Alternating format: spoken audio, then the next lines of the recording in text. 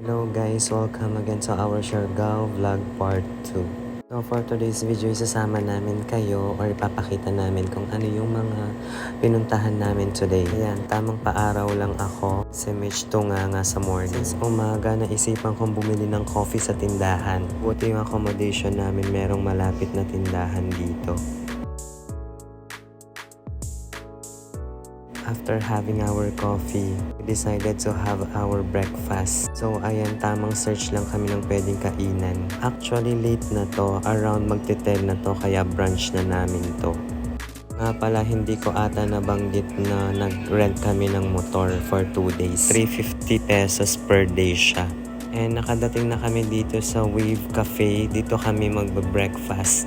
Dinadaanan lang namin to. Masarap naman, pricey nga lang. Ayan yung breakfast namin for today. Sausage silog, mayroon tosilog, and yung kay Mrs. Spam silog.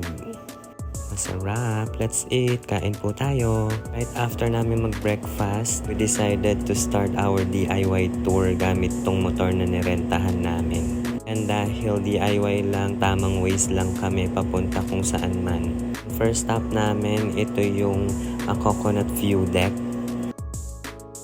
Ayan, tamang picture lang kami dito. Yan yung dalawang kasama ko, nagpapalitan sila ng magpicture. Hindi matuloy-tuloy yung picture ni Mitch dito kasi nalulula siya.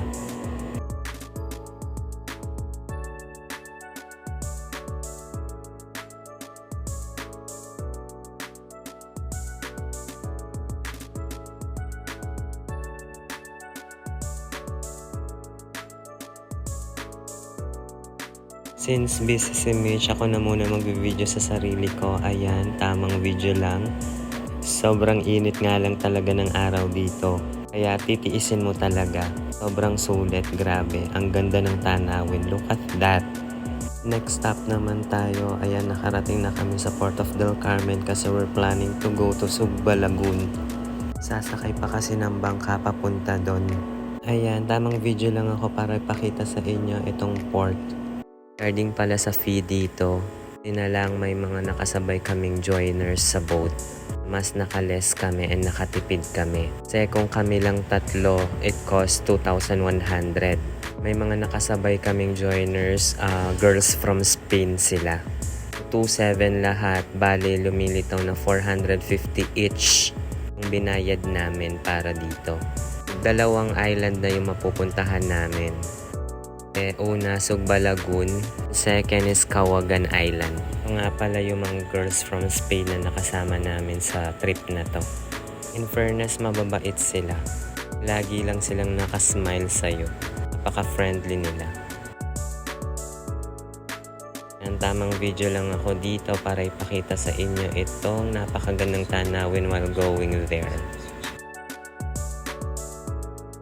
Ayan, checking lang din ng mukha ko kung okay pa. And also si Mitch. Breathtaking talaga yung dinadaanan. Napaka-relaxing. It's just that sobrang ingay lang talaga ng boat. Nakakabingi siya actually. Yan, enjoy din muna kayo sa panonood. Around 45 minutes ang biyahe from Port of Del Carmen to Sugba Lagoon. Tagal-tagal din siya. Pero sulit yung biyahe mo kasi kung ganito naman yung nakikita mo, gandang tanawin and press kong hangin. Makikita nyo naman dito yung tubig apakalinaw. Tanaw na yung nasa ilalim.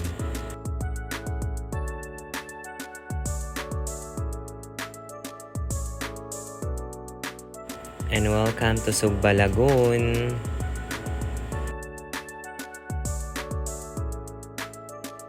Dito talaga namin na-realize na sulit yung biyahe namin. Nakamotor from our accommodation sa General Luna. Took us an hour. Sulit, grabe. Ang ganda kasi ng tanawin. Here we are at Sugba Lagoon.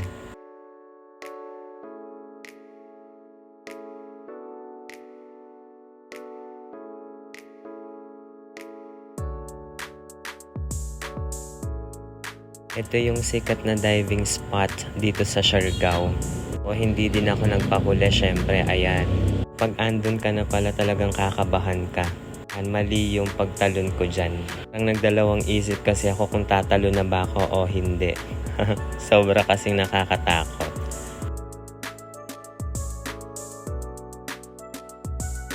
Tignan nyo yung pagtalon ko dito. May pagdadalawang isip talaga. Ito namang dalawang kasama ko. Ayan, nag-rent sila ng life vest. Si Mitch, kinakabahan na yan. Push lang talaga namin pero talaga ayaw niya. Ayan o, diba? At na ata ng words of encouragement na sabi na ni Ron sa kanya. Pero hindi pa rin talaga siya nakatalon dito. Ayan, syempre ulit ako. By this time, hindi na ako kinabahan. Almost 2 hours din kami dito and umalis na din kami patungo sa Cawagan Beach Resort. Ito nga pala si Maria, one of the girls from Spain na nakasama namin dito sa tour na to. Finally, we arrived Cawagan Island at exactly 1 p.m. Ayan, pababa na kami ng boat neto. Sobrang the best tong island na to. Sobrang tahimik. Sobrang onti ng tao. I mean, ilan lang talaga kayo. Ka-arrive namin dito. 4 lang yung nadatnan namin na tourist. Paalis na din sila. Parang nirentahan namin yung buong isla. Ang sand, apakapino. Tapos ang sarap pa sa paa. Pasensya na kayo sa part na to mga guys kasi ang likot ng camera, na-excite lang talaga ako sa sobrang ganda ng lugar. Parang gusto ko lahat i-video ng isahan.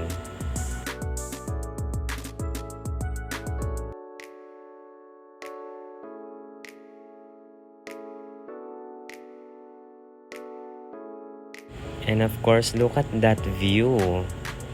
Sulit talaga yung mahabang biyahe.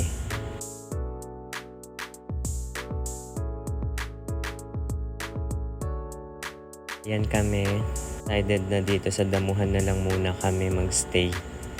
Malilim din dahil sa mga puno. Ay papasyal ko muna kayo. Papakita ko muna sa inyo itong buong lugar.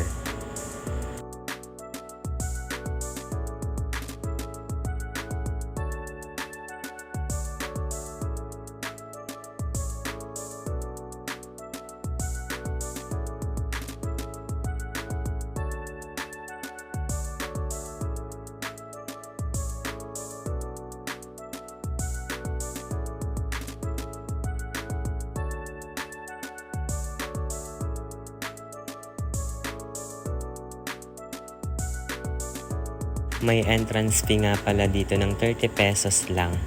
For environmental fee lang siya. Pero sulit talaga. Tignan mo naman yung kapaligiran. Napaka-relaxing. Sabi ko nga kay Mitch dito, stress reliever to. Ready tayo magpapatalo. 360 tayo dyan.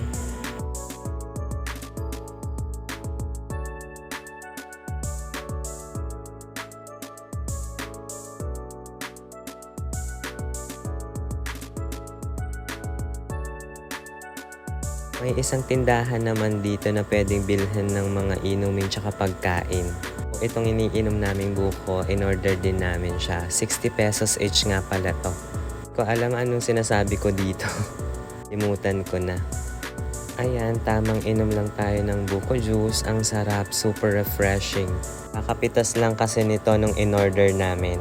Late lunch na din pala kami dito. Ordered tinolang manok and grilled pusit.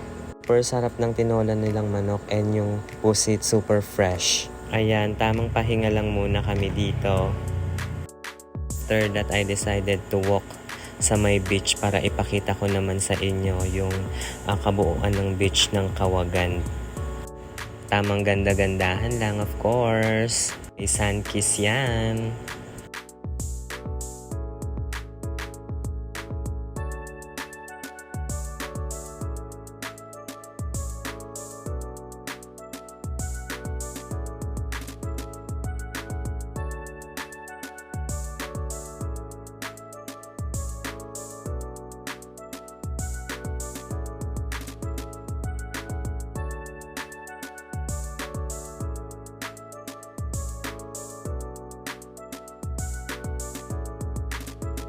Dito sa part ng beach na to, dito yung nagsasalubong yung alon, kabilaan. Napakaganda talaga. Papamangha talaga ako. Mapapa-thank you God ka na lang sa nilikha niya. Napakalamig ng tubig, saktong-sakto sa init ng araw.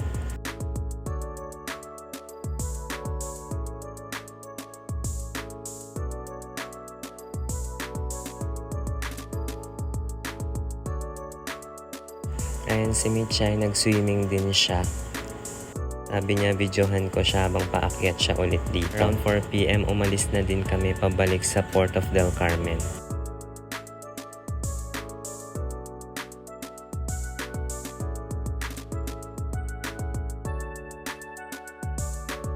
After an hour, ayan, nakabalik na din kami.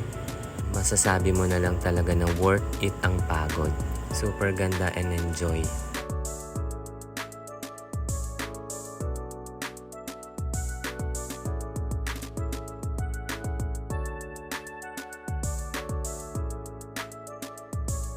Ayan, palabas na kami ng port. Thank you so much, Port of Del Carmen. Thank you so much, girls from Spain. Bye! I-end ko muna dito yung vlog na to kasi sobrang haba na siya. Maraming salamat sa panonood. See you sa next vlog.